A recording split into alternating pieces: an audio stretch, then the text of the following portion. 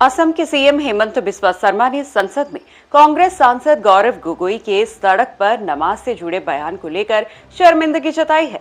उन्होंने सांसद का बिना नाम लिए कहा कि मुझे इस बात पर शर्मिंदगी महसूस हो रही है कि हमारे राज्य के एक सांसद ने वक्फ विधेयक पर बहस के दौरान संसद में कहा कि मुसलमानों को सड़क पर ईद की नमाज अदा करने की अनुमति नहीं है।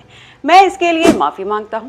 असम की सरकार की कैबिनेट बैठक के बाद सीएम शर्मा ने कहा कि असम के लोग भी सड़कों पर नमाज अदा नहीं करना चाहते क्योंकि राज्य में खूबसूरत और अच्छी मस्जिदें हैं। शर्मा ने आगे कहा कि देश भर से लोग मुझे इस बारे में फोन कर रहे हैं। मैं सीएम के तौर पर देश भर के लोगों से माफी मांगता हूं। उन्होंने कहा कि मुसलमानों की ओर से ऐसी कोई मांग नहीं की गई है कि वो सड़कों पर नमाज अदा करना चाहते। कांग्रेस सांसद की टिप्पणी से ये धारणा बनी है कि भारत के स्वतंत्रता संग्राम में केवल एक समुदाय ने योगदान दिया। सांसद केवल एक समुदाय की भूमिका को उजागर करने की हद तक चले गए। महात्मा गांधी, गोपीनाथ बोरदोलोई, सुभाष चंद्र बोस या अन्य प्रमुख हस्तियों का कोई उल्लेख नहीं किया गया।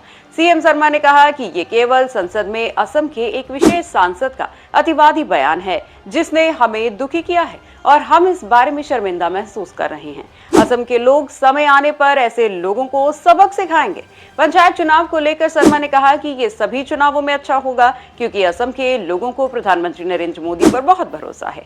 गोगोई ने वक्फ संशोधन विधेयक पर बहस के दौरान मुसलमानों को सड़कों पर ईद की नमाज अदा करने से कथित तौर पर रोकने के लिए सरकार की आलोचना की थी। इसी दौरान सीएम बिस्वा शर्मा ने कहा कि असम कैबिनेट ने कोच राजवंशी समुदाय के लोगों के खिलाफ विदेशी न्यायाधिकरणों में लंबित सभी मामलों को हटाने का फैसला लिया है। वो अब डी या संदिग्ध मतदाता का टैग नहीं रखेंगे। राज्य के विभिन्न विदेशी न्यायाधिकरणों में समुदाय के लोगों के खिलाफ 28,000 मामले लंबित हैं। कैबिनेट ने तत्काल प्रभाव से मामलों को हटाने का ऐतिहासिक फैसला लिया है। आगे उन्होंने कहा कि सरकार का मानना है कि कोच राजवंशी राज्य का एक स्वदेशी समुदाय है और वो हमारे सामाजिक और सांस्कृतिक ताने बाने का एक अभिन्न हिस्सा भी हैं। इस समुदाय के लोग गरीब हैं और पिछले कई सालों से उन्होंने काफी कुछ सहा है।